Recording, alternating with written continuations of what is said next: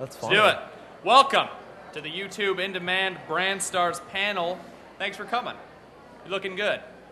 Have you lost weight? My mom She said has. it's good to say She's that. lost weight. You look good. I don't know if it works on audiences, but seriously though, you look good. YouTube, we're here today because YouTube's not just a place, though it's commonly thought it is, where people post videos of their cats. It's also a place where people take those videos and put a sweet beat underneath them and then put ads on them, with permission. Of course. Sometimes. It's also a place where people can make whatever they want, and if they're consistent and people like it, then they'll just keep coming back and they'll keep watching. And over time, you grow an audience from people all over the world, which is crazy. And all of us have grown a gigantor internet audience over the past couple or several years, depending on when you guys started, by making videos, by spending more than 40 hours a week making videos instead of getting a real job, like my mom reminded me over and over again. She doesn't say that anymore, though, because I'm bigger than she is, and I told her to stop.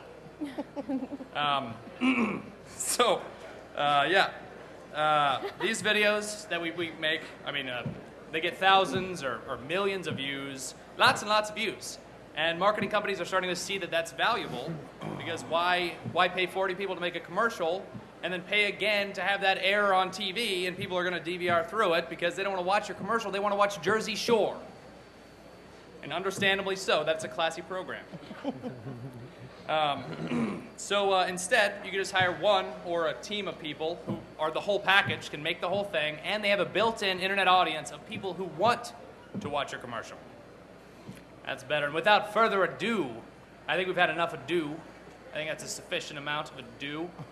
So I'd like to introduce you to our panelists, which are me and these people that I'm standing next to, so I can do that speech, but I have to stay here the whole time. It's going to be awkward.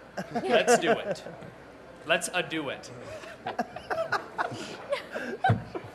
All right.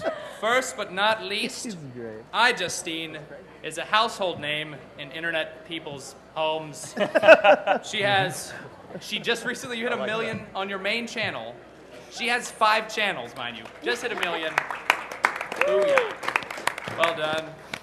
And hundreds of millions of views, almost 200 million or over 200 million probably total views. 300-ish? 300-ish million? Across all of my 5 channels. Crazy. That's a good amount. So we have your AV? We do. Yeah, we have a little video here. Here is a sample of iJustine's business.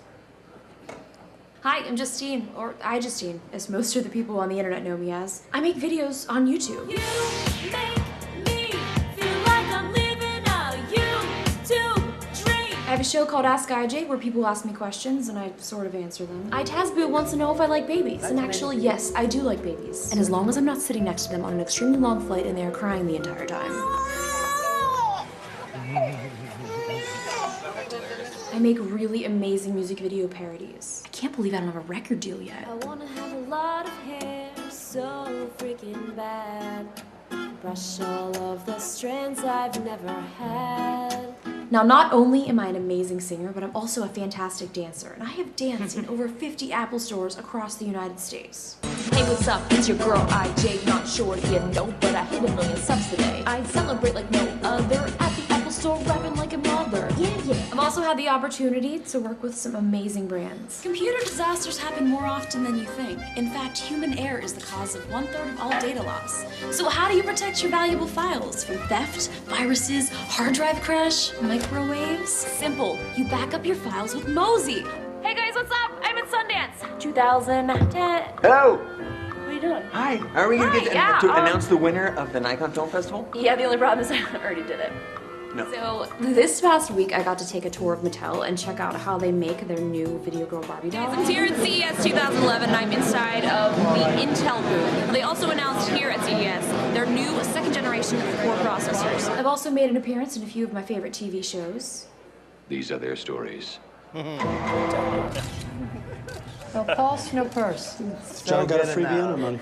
So she can't be more than 16. I need you to find my daughter. Where'd you go, baby? We will not stop until we find her. Now come out wherever you are. Criminal Minds. So, yeah, it's nice to meet you. See you guys on the internet. Woo! Yeah! I wanted to see that Law and Order thing. I hadn't seen that. That's awesome. Sorry, twit pick about it. All right. So next up, Rhett and Link, the Internet-tainers, who are a musical duo of hilarity and cleverness, and have really stepped it up for YouTube video in general. So here they have over, what was it, 750,000 subscribers and over 80 million views. So let's watch a piece of that. Fish don't fry in the kitchen, beans don't burn on the grill. Took a whole lot of trying just to get up that hill. Well, I'm Rhett. And I'm Link. And we're in a cow pasture. In Lillington, North Carolina. Beautiful Lillington. We make videos for the internet. That's pretty much it. Sometimes in a cow pasture, sometimes in a basement. I rescued a dolphin entangled in a tuna net and donated it to an orphanage to keep as a pet. I gave the Heimlich to a horse choking on beef jerky. 2 hours later, he won the Kentucky Derby. I'm allergic to nothing. I'm allergic to weakness. I embrace my weaknesses and call them uniquenesses. Let's consult the superhero database on my super video watch. That's an iPhone attached to your wrist with 2 rubber bands. It's a prototype. But knowing what's in you, I can't sleep at night. I could always hold you tight. Look at the sofa. It's perfect for a black person or a white person. This mattress is perfect for a white person or a black person. Where black people and white people buy furniture. Thanks to the thousands of you who gave us ideas for what you wanted to see in a shoe. We, along with the Tweak team, took your ideas to accomplished shoe designer Guy Marshall, who came up with this. The Tweak Rhett and Link Mythical Shoe.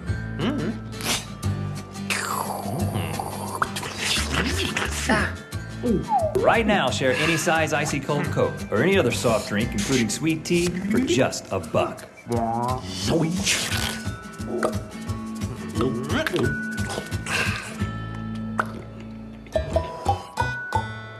I'm loving it. Woo! Yeah. All right, up next is Shay Carl, who on his main channel, his original channel, has 862,000 subscribers, which is crazy. And then you have another one, Shay Tards, which now has 750,000. 763,400. I don't know. I don't keep track really though. And like hundreds of millions. How many views? Like 203. 300. 3 views, just 3. 3 views total. I was overestimating. I'm trying. Most of them are private. Lots of videos though. Yeah, let's watch some Shay Carl. I'm really. Tell me who it is. Better start talking. Right. No guns in this house.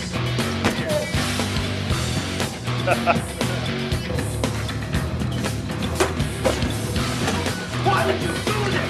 No,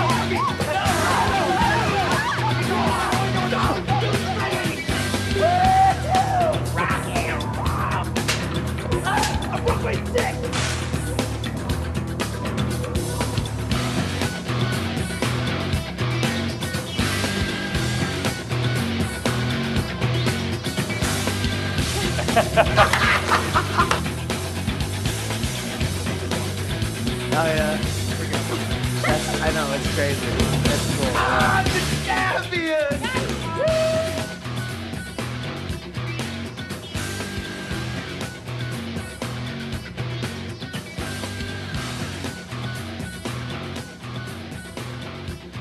I sit down at my computer to see what you have done so far today. It's just nice to see a reality. It's just a cool family being good to each other. I'm so tired of terrible people being admired for being terrible people.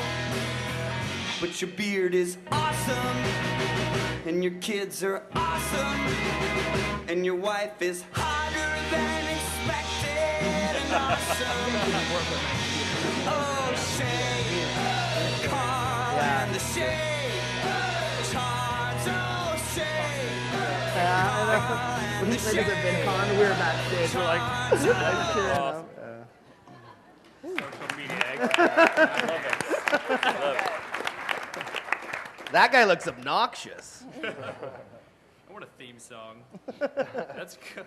All right, up next is Smosh, who have been around for so long and have over 2 million subscribers, which is ridiculous. And over, I wanted to add all the views up, but I think it sounds really good if I just say over 500 million Pretty views. good. Sounds pretty good. I like it. All right, let's do it.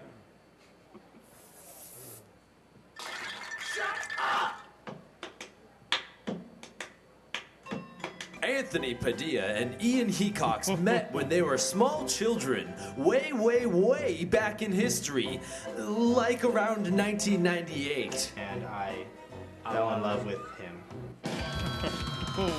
Many years later, they joined forces to create Smosh. It's not a real word. Immediately establishing themselves as a major force on YouTube. And internet stardom. And then creating actual decent content a couple of years after that. Relax, it's fake. Forever committed to bringing joy to the lives of disenfranchised teenagers and young adults. Or your mom. Smosh spreads their good humor gospel over 40 million times each month in videos and on the pages of their now infamous blog, The Smosh Pit. You're telling me this stupid video got over 1 million views? If you ever need a laugh, or know someone that needs a laugh, or know someone that knows someone, son of a beaver! Just type this simple phrase into your computing device. Smosh. Fighting the good fight for comedy and breaking the stories that no other organization will touch. That takes some skill. Join us, won't you? Now! Stupid idiot! And get smoshed! Shut up! Woo!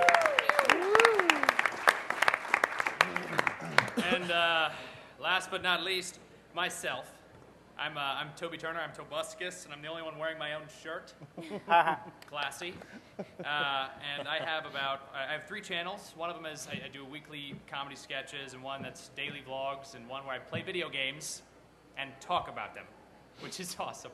And the combined for that is 950,000, so close to 1 million. I wanted to hit it, but that's the only reason I opened the gaming channel, so I could hit it by NATPE, but not quite. Maybe tomorrow, next day. That's it. Let's do it. Hello, audience. And hello, Times Square audience. Thank you for coming for the premiere of Sony Internet TV's new commercial, which premieres for the first time ever on this television screen right now. When is it? In like 3 seconds. Is that it? This is getting awkward. 3, 2, 1. Hello, audience. Did I just roll out of bed and start recording? Yes. Find a way to drop James Cameron's name in the trailer. Cute puppy. Kill him with 2 shotguns. Yes, it's another 3D movie. Get ready. And here comes Windows 7. Everybody thinks it looks so great.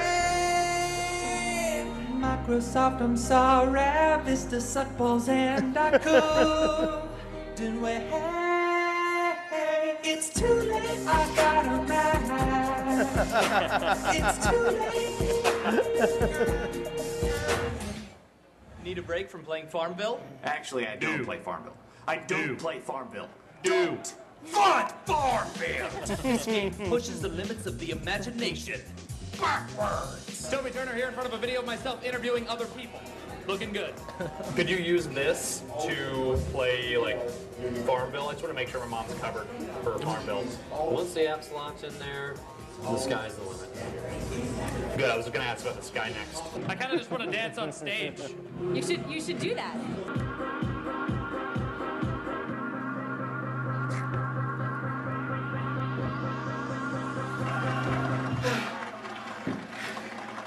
And that was complicated. And yeah, I'm gonna go.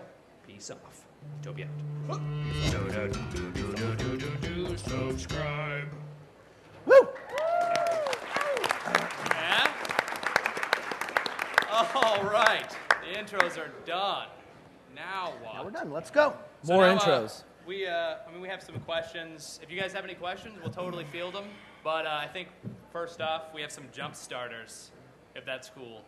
And I think it's something that's interesting is why is YouTube branding so effective? Does anyone want to hit that?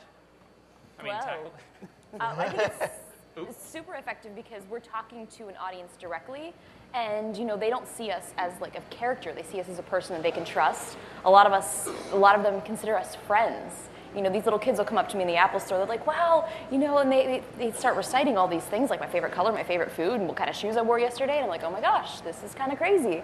But they notice little things like that, and for brands, that's so important. Yeah. Nice. Yeah, cool. Yeah. Do we want to do a? Well, I want to have each of us kind of talk about our favorite branding, like videos that we've done, branding wise. You want to do that? You like it? Yeah, sure. Well, sort of the weird thing about internet videos is that not everybody's ready for advertising on YouTube, because whereas like on TV, people were always watching commercials. People weren't always watching commercials on internet videos. So some people weren't quite ready for that, and they'd immediately jump and start saying stuff like "sell out" and that kind of stuff. So one of the fun videos that we did was with Butterfinger, where it was supposed to be like these executives were trying to get us to make this like really, really horrible commercialized internet video. And the whole thing was just sort of like a joke about the whole process and like how something could go from being, to being something like really commercialized and bad. Yeah, so our viewers really liked that because we were pointing out the fact that sometimes people overdo it with branding, and so we showed that we really wanted to keep it true to our content, so our viewers don't feel overwhelmed by the brand message. And can still enjoy the content for what it was, even though they're getting fed a brand message. Yeah, I think that if you mention anything, if you just call attention to it, it's fine. You can do anything like that, and it works for me. Shay, what about you? Yeah, it's like Justine said, it's way more interactive what we do. The people see it. For me specifically, I do a daily vlog. You saw in my reel there. I literally just, me and my family hang out every day, and each episode gets over 400,000 views. So these people are with us. They're with us, through this whole journey. And, the advertising, for me at least, is, anything I have, it's like, this water's delicious. It could turn into an ad. But for a specific one I did was with the flip cameras. And that went really well, because that's what I use every day to film is the flip. And it's just really interactive. A lot of people, use it because I use it, and they can see the video quality, and so it's just it's a no-brainer. Yeah, just advertising the stuff that you use, or using the stuff that you're going to advertise is pretty helpful. Also, you guys, am I on? Can you hear me? Can I be heard? Okay, I want to make sure. You mentioned in the Butterfinger thing that just kind of calling it like it was, that a lot of people think that brands will come to us and they'll have a bad idea. So you just kind of made fun of that. I think, you were able to do that because it's true in a lot of senses. I think that brands are getting a lot better now of trusting us to say, okay, you guys build an audience by doing what you do. We like what you do. It fits in with our brand. So we're going to approach you with a much looser concept or just a brand message, and we can build something together. I think, with us, I get most excited about building a video from the ground up with a brand. Say that, there's a company that you've probably never heard of called Microbuilt that was actually the sponsor of that Black and White People furniture commercial that we did. They actually, they approached us and they said, okay, the CEO said, I'm a big fan of you guys' work. I want to work with you guys. And we're like, well, what do you do? And they're like, well, we service small businesses. And we said, well, what if we created a series where we made local commercials for real small businesses and just attached your name to it in terms of brand recognition, so then when other small businesses saw it, they would recognize Microbuilt, and then our fans will be happy because they love crazy local commercials. So it's kind of a win-win when brands begin to trust us and allow us to kind of build something from the ground up. Well, and you also, the key to what we have is the community of people who watch it. And we're so interactive with our fans, we all have regular interactions with them, whether it just be in the comments or whether it be at a gathering. And so you have this opportunity to communicate to your fans. So from very early on, we communicated to our fans that if you want to see us do this stuff and you want to see a lot of it, we're going to have to incorporate brands and sponsors. This is how we're going to make a living. And so you're able to educate your audience and bring them along for the process in a way that traditional media really can't do, because they don't have that back and forth conversation with their community and their audience.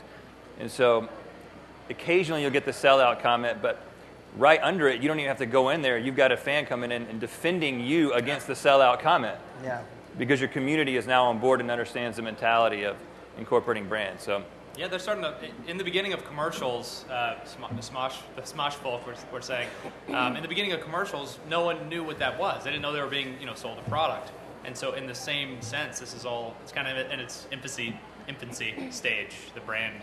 And also, if you start a series, I think it's fun to start a series with the idea that eventually it could be sponsored. And it looks already, like I do those literal trailers, like to find a way to drop James Cameron's name in the trailer. And then some movie trailer companies are like, that's good promotion, So it's just finding a way to make a series that's already popular before that. That works, I think, for me. What about you, Justine? Probably one of my favorite brand deals that I did was with Mattel, and my audience is mostly 13 to 17-year-old little girls, which is kind of awesome because I feel like I can show these little girls that it's okay to be a dork. It's okay to sit there in your room and edit videos and play video games.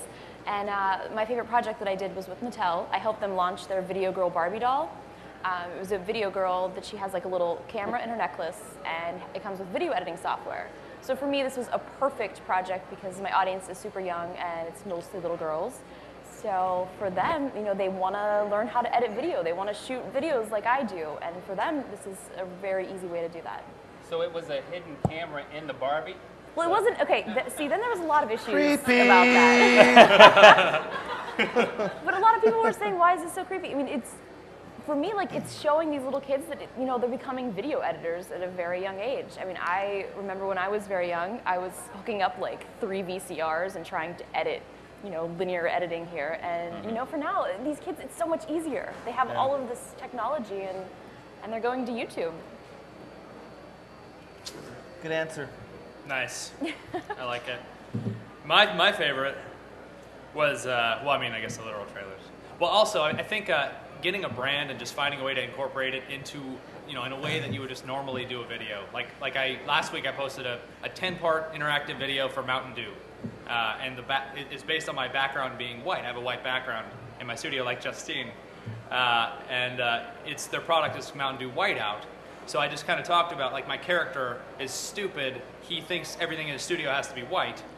So he only has white things hidden in the background. So you click around and find things, like I have, Mountain Dew Whiteout and a plate of marshmallows and a private jet that I bought for tax purposes. It was a write-off. A write-off? So it was a write-off. Get it? And it was covered in fake snow, so I just keep a layer of fake snow on top of everything, just to fill it out. Anyway, so what else? Are you telling me that you can drink Whiteout? It's actually Whiteout. Yeah, you can use it as white. No, but you could. It's liquid. It would be called drinking, but it wouldn't be right. And I feel like we should take questions. Vitamin death. Was it right now? Is that a vitamin? Was the white stuff that paints up? I have no idea what's going on right now. Does anyone have any questions, or I could go through some Let's of the... do some questions. Wasn't Whiteout the stuff that painted over? Huh? Yeah, he's Whiteout. Who's our... Oh, you. What's up, man? I know. This man. In the front. All right, this is actually like comment/question, which is, typically people when they get home from work, they'll watch primetime TV. Now, my wife is a subscriber to every single one of your shows, and so you guys have since replaced a lot of that primetime television. So when she's getting home, she's sitting at the iPod and she's watching all of your stuff. Shay specifically, I'll just hear screaming kids from upstairs, and I know what's happening. I know that your show is on. So I guess my question is, Are you guys tempted, or are you eager? Are you looking to make a jump from internet to television, or are you content staying and building and being in this new environment? Because, to be honest, like I said, you're replacing, in some instances, you're replacing cable. You're replacing a lot of these things.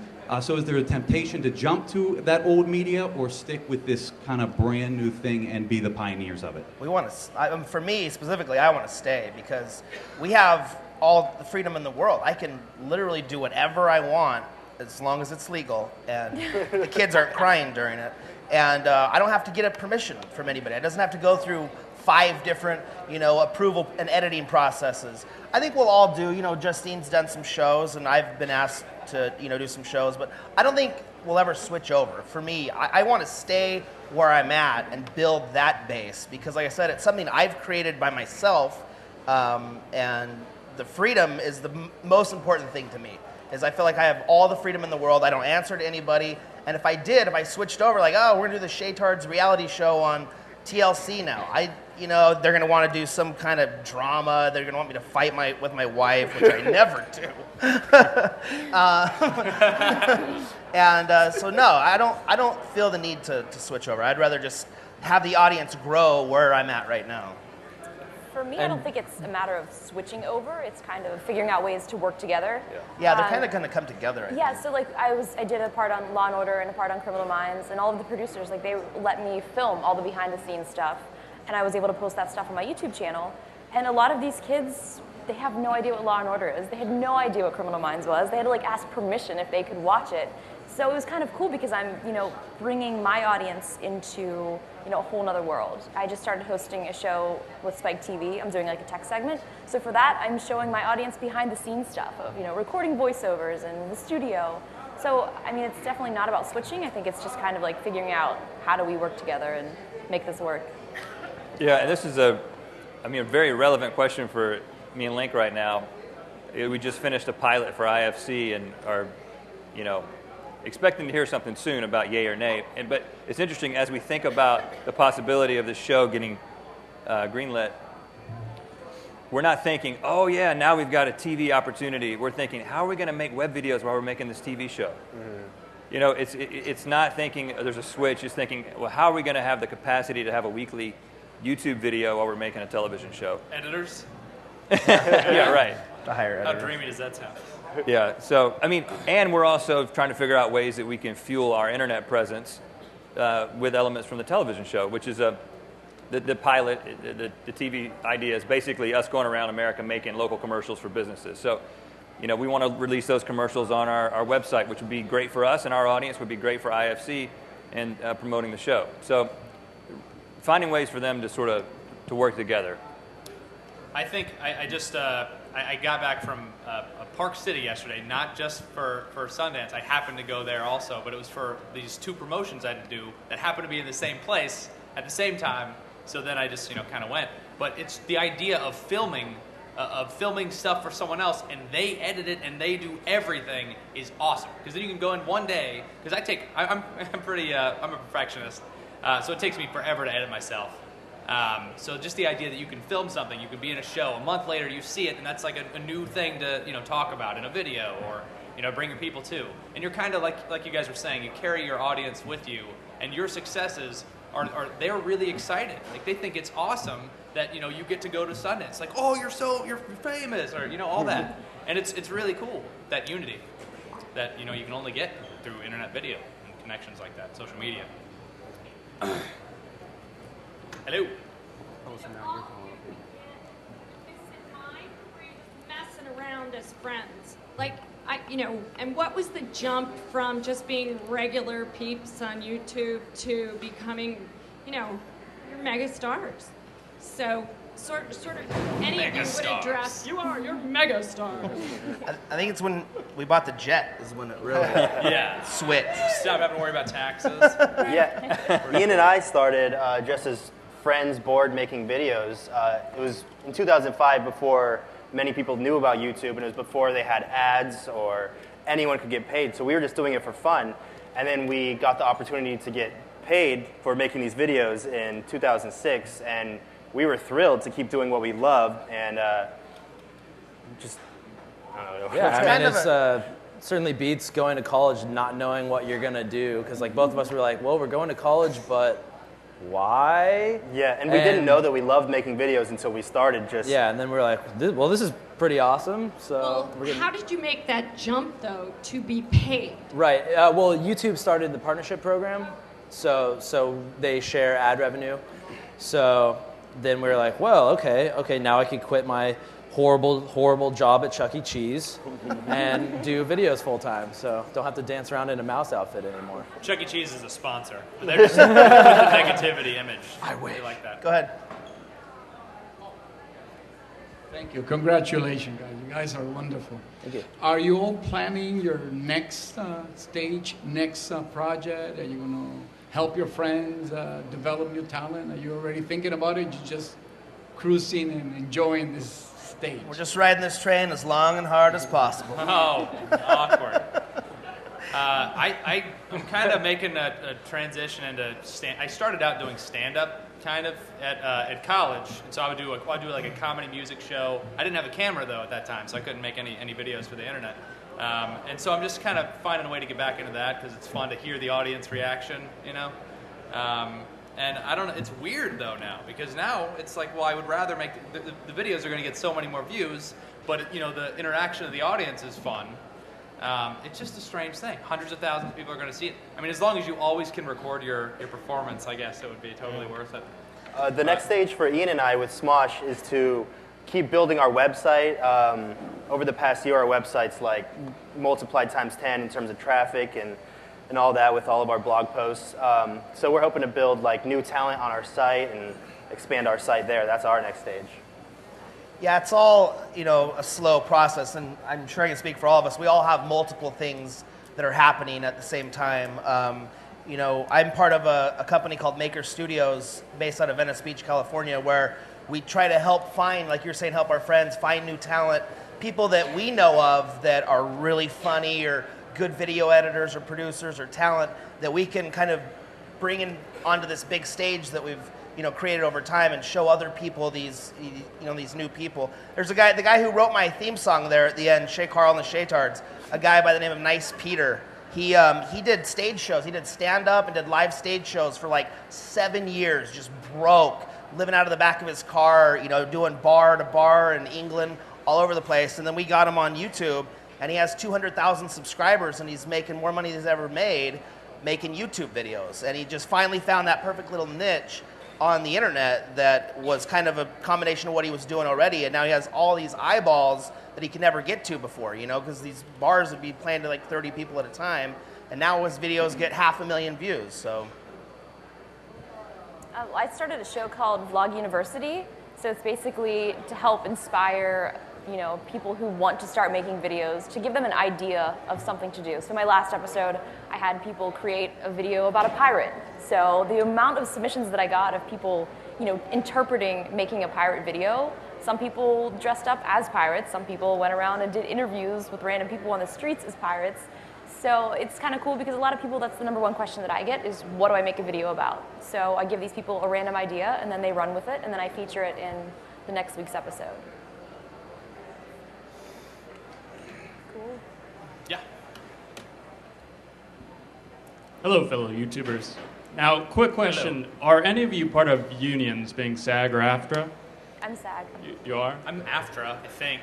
So, I'm must pay is my status. Right. I can't work with them anymore unless I pay. Payment pending.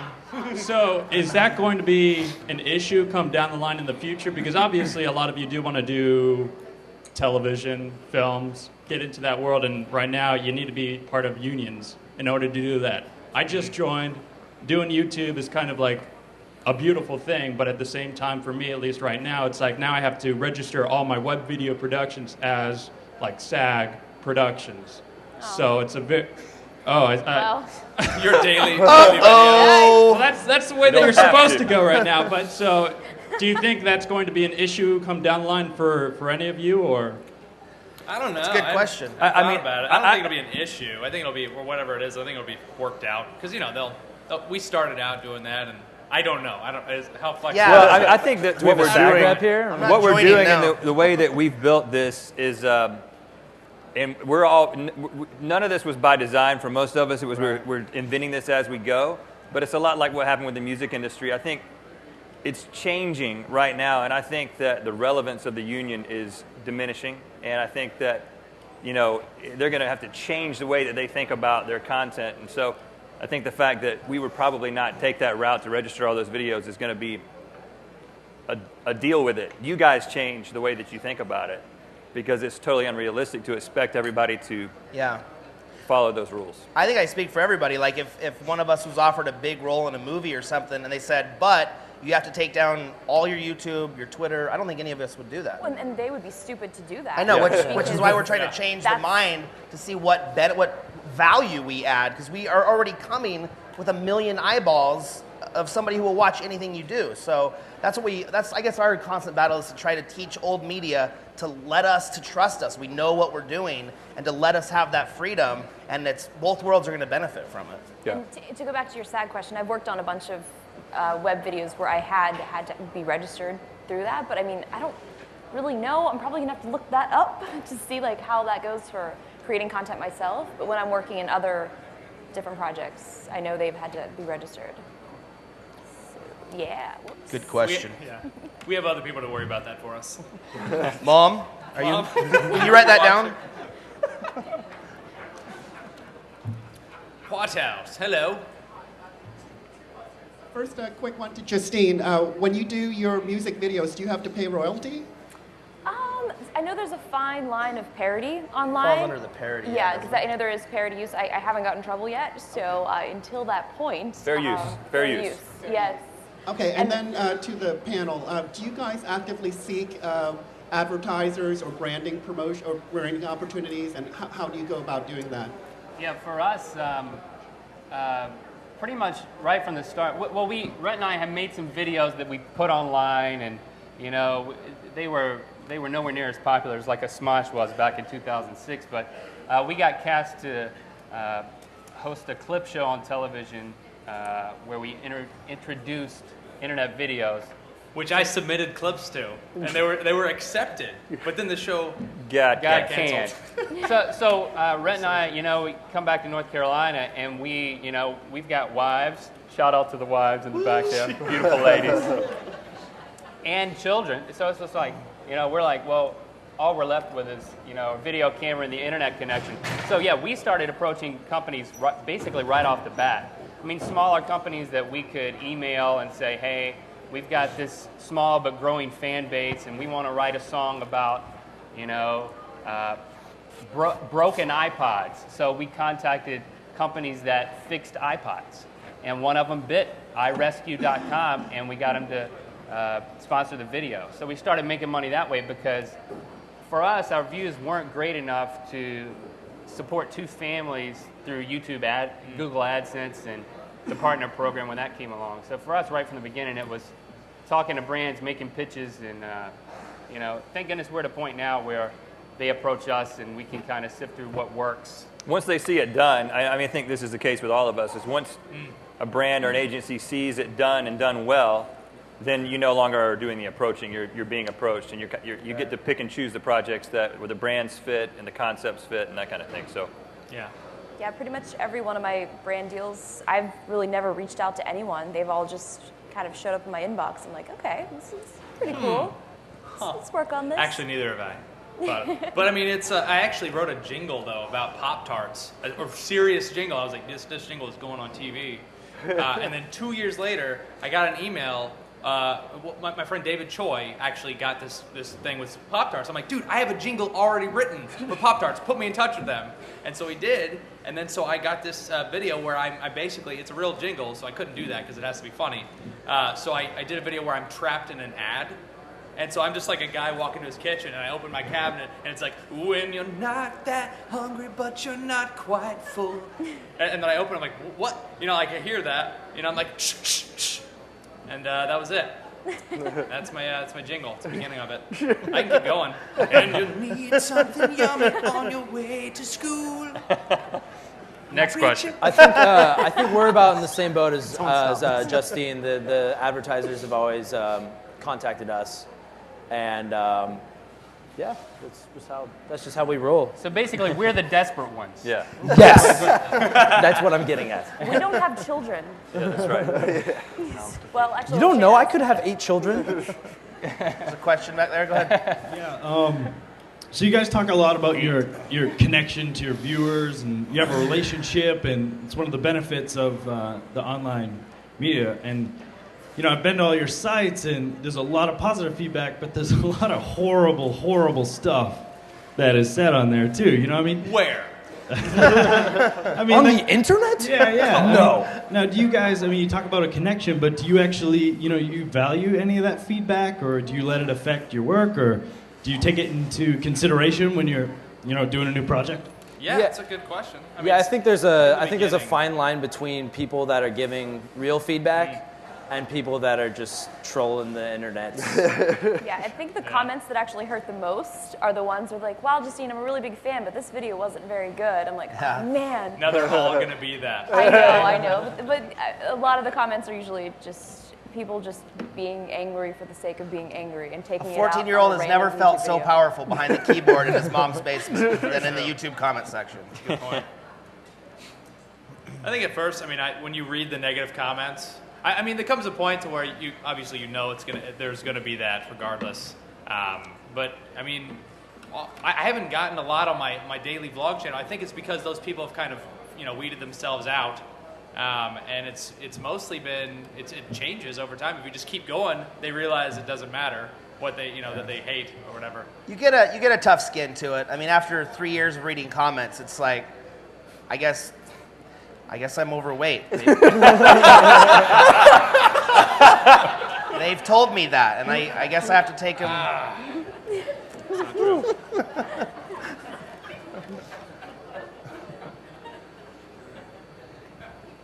You in the back? Yes, in regard to those comments, when you come across somewhere where you are, as Justine pointed out, somebody just being angry for the sake of being angry. How do you deal with that? Do you just ignore it? With the basic internet, do not feed the trolls, basic kind of philosophy. How do you deal with that? It's funny, like our audiences will do it for us. These giant fights break out. Warriors. Like my mom said something negative about me once in a comment. They're like, "Shut up, you bitch! I'm like, it's my mom." And they're like yelling at my mom. But yeah, they'll get in these big fights. Like, don't say that about her. Don't say that about him. And usually you don't feed them. Yeah, if they're really bad, you block and remove. You can, there's a feature you can block that person from ever commenting again. But a lot of times, yeah, you just ignore it. And whenever we have like a girl on one of our videos, we always tell them, don't read the comments. Yeah. Don't read them. I think with us, we had, usually we do not engage, but when we made the Red House commercial, the black and white people furniture, that was very controversial. And a lot of people were like, I cannot believe you guys did this, even though if you break down the message of the commercial, you realize, well, it's very cheesy, but it's a message about racial reconciliation. There's nothing racist about it. So we made like a vlog response where we annotated in that YouTube video where you could go and hear our thoughts about that to kind of clear the air. So every once in a while, I think it can begin a meaningful conversation about something, but that's once in about 200 videos, probably. Yeah, some of the comments, they're pretty bad. They're really bad. And you have your main core audience that watches, but then whenever you get featured on the front page of YouTube, that's where a lot of the haters come from, because I feel like they just sit there all day long, find videos, and just leave the worst comments that they can possibly leave. You always know when your video's doing good if there's a lot of bad comments. Yeah, that's very true. You're like, whoa, my video's getting a lot of bad comments. It must be posted somewhere. Yeah. But I think the most important thing is they still buy the products we're promoting. Yeah. Good point. Questions? In the front. Hi. One of the best things about the internet is that you don't just have a domestic audience, you're completely international. So are we going to see any of you in crazy Japanese commercials anytime soon, or promoting products you can't pronounce? Do you actively seek international sponsors, or would you consider it? Definitely, I definitely would. When I do the Vlog University show, which is really funny, it's always people from the UK that submit video responses. And I'm like, wow, this is a lot more People City call veterans it over there. university over there. What's that? We call it college, right? We have a lot Yeah. more people. Yeah. Right. Go to university. I just did an accent. I'm sorry. It's not my real accent. This is my real accent. More brands are asking that. In a recent conversation we had with an agency, they were asking, what are your numbers in the UK? And I think they're beginning to be interested in that. And that's also a way we get out of making videos for the barbershop next to our office. We're like, well, that's not really effective branding, to reach Fuquay, North Carolina, and the Angier, North Carolina area. We really need to reach a little bit further than that. So, I think it would be cool to get a commercial in Japan before America. Yeah. I think that's a new goal we should all undertake. Hello. Sitting in the front row, you get to notice things that other people don't. This is a message or a question for Toby. Yeah. Where on earth do you find adult-sized wheelie shoes? All right, I have wheels on my shoes. I'm a grown man. It gives me like 15% movement speed. I'm jealous. It's like boots of speed. All right, let's do it. Really? I can go forward. I'm pretty good. Oh, jeez. Yeah! Woo! Oh, yeah. I really wanted to wipe out. I guarantee you nobody else in this So entire where'd you get conference them at? has Who wants to those know? shoes. Yeah, it's quite possible. They really make you move faster. Where do you find them? They sent them to me. I had to learn how to use them because I was in a movie, a super low budget movie last year, and there was a scene where I rolled on some Heelys, and the guy was like, "Are you wearing adult Heelys?" And I'm like, "You better believe it." And then the company saw those shoes, and they were the old ones, which are those huge, black ones that you're like, nah.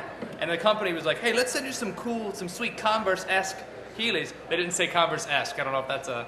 They probably can't say that. But they totally look just like freaking Converse, right?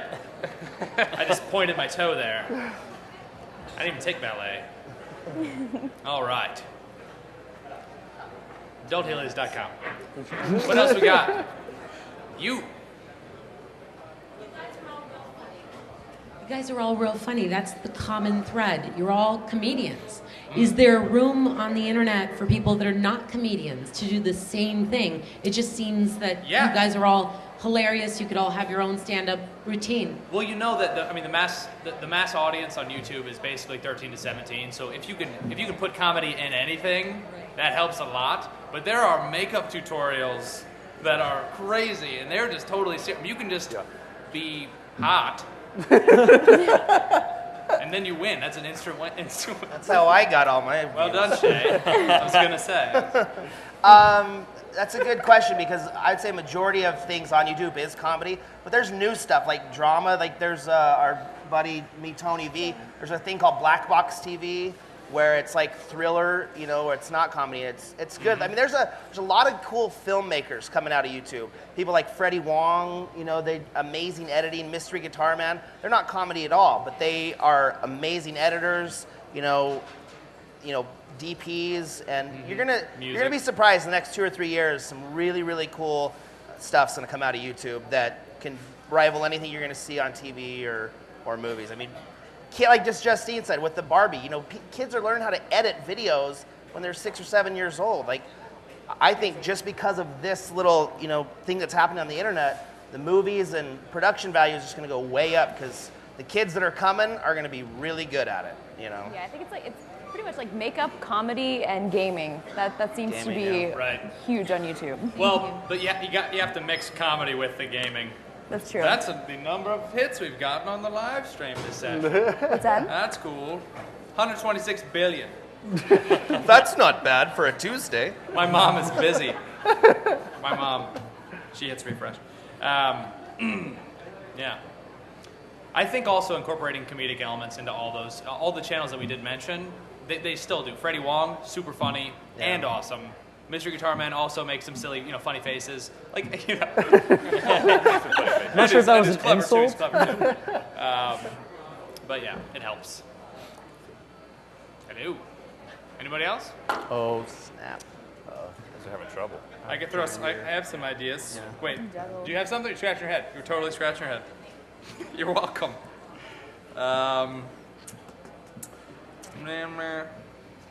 No, I think we've already gotten these. There we go. Yeah, There we go. Taking one for the team down here, guys. Yeah. Come on.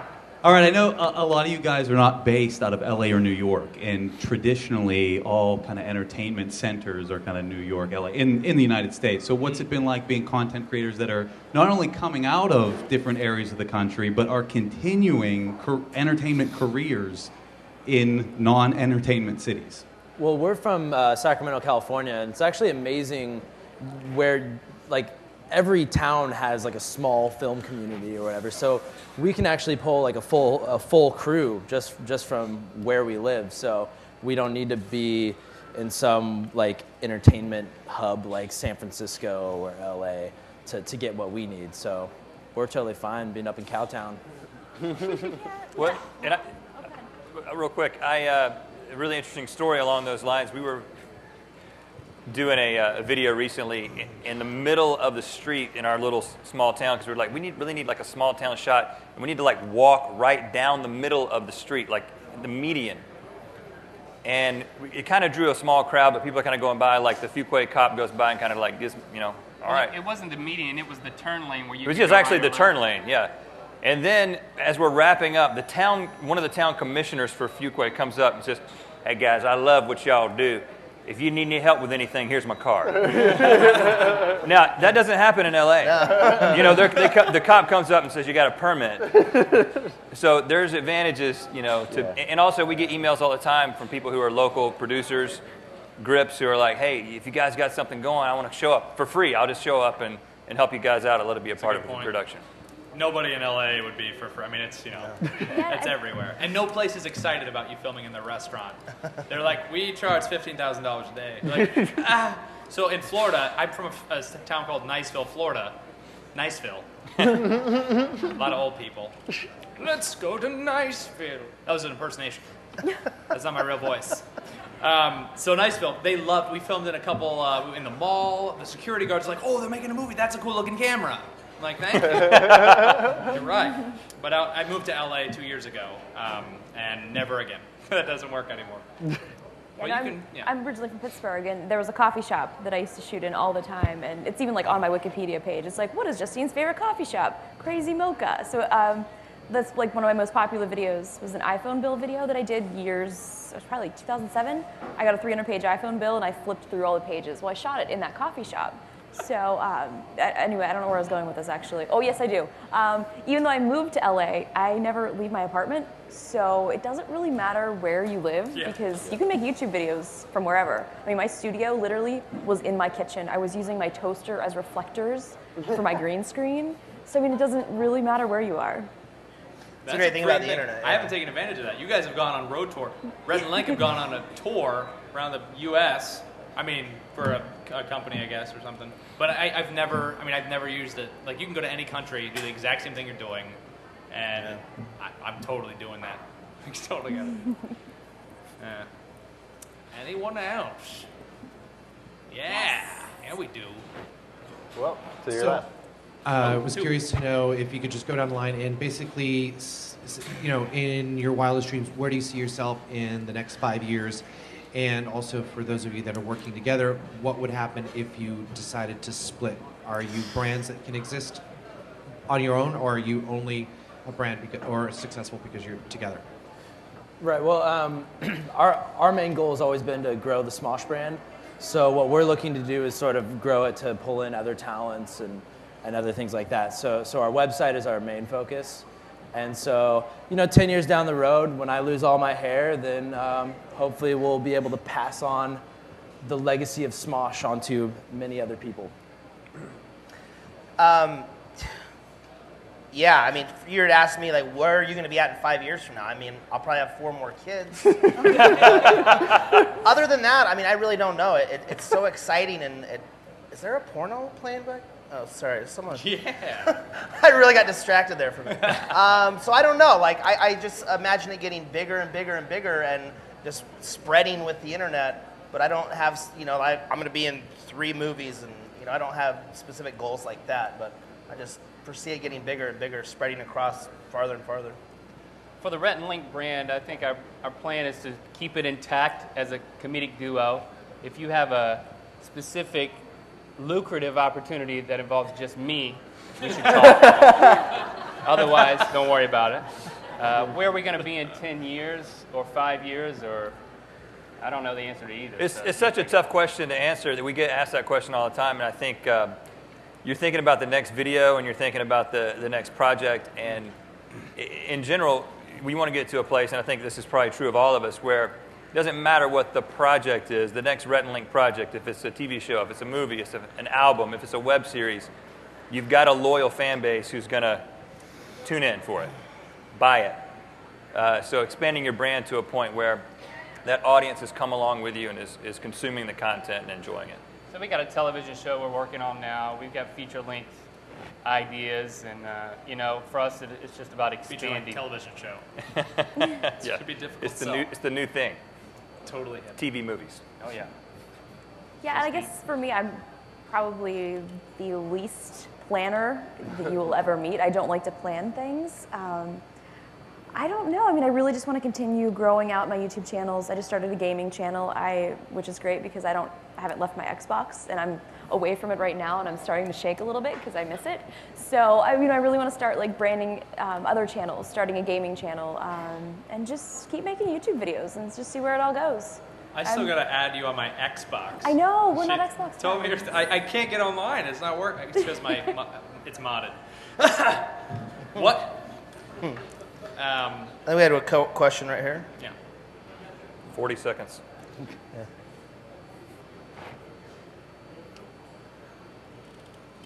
Tap tap. 30 seconds. Yell. 27 seconds. Thank you. In a few words, what do you guys would say is the key to have a YouTube video go viral success? Well, I think make what you like, make yourself laugh, or impress yourself with seriosity. That's what you're doing, and or base it on current events. Like Google, like stuff people are searching for. If you want to do a news show, I mean that's just kind of the common sense. Like if people are searching for it, it's going to get more views than it would otherwise. Or if it's based on a movie or something. Is that 10 seconds? We're 10 seconds overtime. 13 seconds. I think it's really hard to create just a viral video. Like you can't just post a video, and for that to go viral is a very difficult thing. Did you guys, anyone see the pale white kid raps fast video? Yeah. Did you see that? Like I feel like that was an actual legit viral video because he didn't really have very many videos, and just somebody found it and started passing it around and passing it around.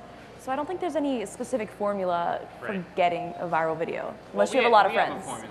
Oh, you do? Okay, can you share that with me? We just use a lot of something if we want to make a viral video. So we took 222 t-shirts and made a video. Or we took 600 pillows and made a video. That works. A lot of something. Both of those videos you should check out. They're amazing. It's really good. I mean, there's certain things you can do. I mean, you could have an image of a hot chick on your thumbnail and say, you can mislabel things. Hot chick not. Not's really small font. Hot chick not really. But really, it's just all about content. I mean, some things, for something to really go viral, it has to be people want to have to share it. So if somebody clicks on a thing that's like a hot chick they're not going to share that. But a video like theirs where they have 600 pillows and they're jumping off roofs backwards, it's like, oh, you're going to send that. You're going to Facebook it. That's a true, I think, definition of something being viral is where lots of people want to share it. And so it's all about content, really. I mean, or if a lot of people die, that could be viral. You could have the one question that we usually ask if we're trying to do something that's supposed to go viral is, what is the conversation that this video will start? And then how will that conversation be transferred? What is the one-sentence description of that video, and does that make you want to watch it? If you can't describe it in one sentence and that makes you want to watch it, it's not going to go viral. And I think the difference, too, between viral and kind of what we're doing is we have these built-in audiences, so people will be like, wow, you have so many viral videos. I'm like, no, they're not viral videos. These are people that have subscribed and want to watch our content. So I think there's kind of that little bit of a confusion. How you define it? Is a viral video 10,000 views or 1 million views? I mean, it just depends on what you consider viral. There's a difference between building an audience and keeping them coming back for every video than just creating one viral video, and that audience is never necessarily going to come back. It's better to build that audience, in my opinion.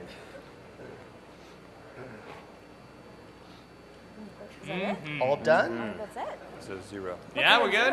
One more. One more. One more. Hello. Nothing! That's it. Let's go. I watch a lot of Survivor. I love Survivor. You do know who we're talking to. I know. They got lots of straight faces, bro. I love Lost. I love Fringe. I like The Event. Fringe. Glee. Yeah. Lie to Me is awesome. Lie to Me is a good show. I really like Lie to Me. Law and Order. Criminal Minds. Always Sunny. SNL sometimes if I want to, see a speaker. If Betty White's on it, I'll watch it. I watch all my Betty TV online though. A lot of Netflix, Yeah. a lot of Hulu, a lot of iTunes, and I think that's also very different because a lot of our audiences don't necessarily watch TV on TV. They watch it on their iPod, on their iPads, and yeah. And what? Yeah, Gimme. What? Spokesman for that idea? I speak. I love speaking.